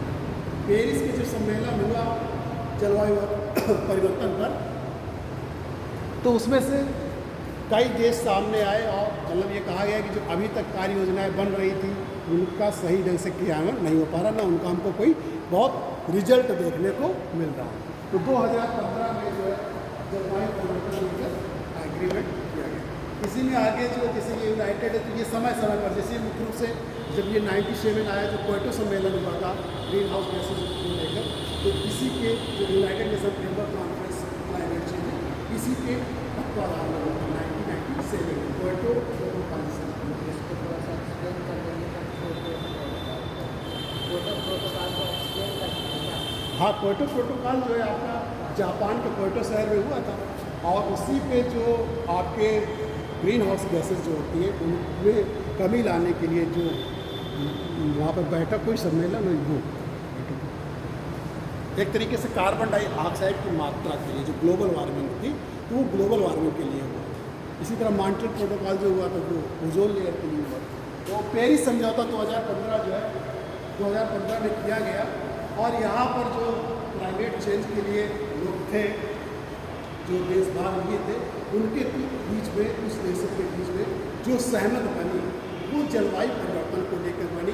खास तौर से जो ग्रीन हाउस गैसेज है उनमें कटौती किया जाए, कि अब मुझे एग्जैक्ट मात्रा नहीं याद, लेकिन एक इस ग्रीन हाउस गैस की जो कटौती है उसको लेकर जो है यहाँ पर जो है एक पेरिस समझौता हुआ। पेरिस में चूँकि जलवायु परिवर्तन हो रहा था सम्मेलन, तो वहाँ पर ही कई देशों के प्रतिनिधियों ने इसमें तो इस तरीके से ये मुख्य रूप से 3 जो है हमारे जो समाधान के लिए उपाय किए गए, ये 3 आपके IPCC और UNFCCC और पेरिस। इसी तरीके से भारत ने भी जो है कुछ प्रयास किए। क्लाइमेट चेंज पर भारत ने भी कुछ प्रयास किए, जिससे action plan on Climate change APCC action plan on Climate change, यानी कि जो क्लाइमेट चेंज जलवायु परिवर्तन पर योजना बनाई गई भारत के द्वारा, उसमें कुछ उपाय किए गए हैं जो मैं बता देता हूँ। पहला तो है जैसे उन्होंने जो है राष्ट्रीय सौर मिशन बनाया कि हम सोलर एनर्जी को बढ़ावा देंगे। उन्होंने जो अपनी कार्य योजना बनाई है, एक्शन प्लान बनाया है जो इन्होंने, action plan on Climate change जो इंडिया का है, तो उन्होंने जो बनाया है तो उसमें पहला मिशन उन्होंने लिया कि सौर ऊर्जा यानी कि राष्ट्रीय सौर मिशन। दूसरा इन्होंने लिया है जो हमारी जो ऊर्जा है, ऊर्जा दक्षता पर मिशन बनाया है कि जो विकसित ऊर्जा है यानी कि विकसित ऊर्जा दक्षता पर मिशन। तीसरा इन्होंने लिया है कि जो हमारी स्थायी निवास जो आवास वगैरह बनाए गए हैं, स्थायी निवास मिशन लिया है इन्होंने। और फिर इन्होंने इसी में हरित भारत मिशन लिया है, हरित भारत मिशन, कि भारत को हम हरा भरा बनाएंगे। इसी में इन्होंने हिमालय जो पारिस्थितिकी तंत्र का राष्ट्रीय मिशन लिया है, हिमालय पारिस्थितिकी तंत्र राष्ट्रीय मिशन लिया है। और इसी में इन्होंने जो भी योजनाएं बनाई जाएगी, यानी कि जो भी जलवायु परिवर्तन पर आकलन किया जाए, यानी कि जलवायु परिवर्तन पर रणनीतिक मिशन, जलवायु परिवर्तन पर क्या हमारी स्ट्रेटजी रहेगी उस पर रणनीतिक मिशन। तो ये योजनाएं भारत के द्वारा जो है जलवायु परिवर्तन के लिए अपने योजना में इन मिशन को रखा गया है। और इन मिशन पर भारत में राज्य भी कार्य कर रहे हैं। ठीक, तो अगर आपको कुछ पूछना हो पूछ लें, समझ चुके बहुत हो रहा है, तो हमने इसके लिए देख पाए कि ये जो मिशन अभी आपको हमने बताया कि सौर ऊर्जा पर बहुत ज़्यादा जोर दिया गया है कि हमारी जो रिन्यूएबल एनर्जी है, सोलर एनर्जी है, उस पर जो है उसको बढ़ावा दिया जाए, जिससे अल्टरनेटिव एनर्जी तो जलवायु परिवर्तन पर जिससे जो काफ़ी कमी होगी। क्योंकि हमारे जो है हमारी जो जीवाश्म ईंधन है, कोयला वगैरह हम जलाते हैं, उनसे कार्बन डाइऑक्साइड की मात्रा बहुत अधिक जाती है इन्वायरमेंट में।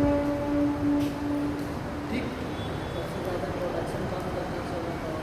सोलर का जो है सबसे ज़्यादा USA करता है। बताएं कोई गाँव?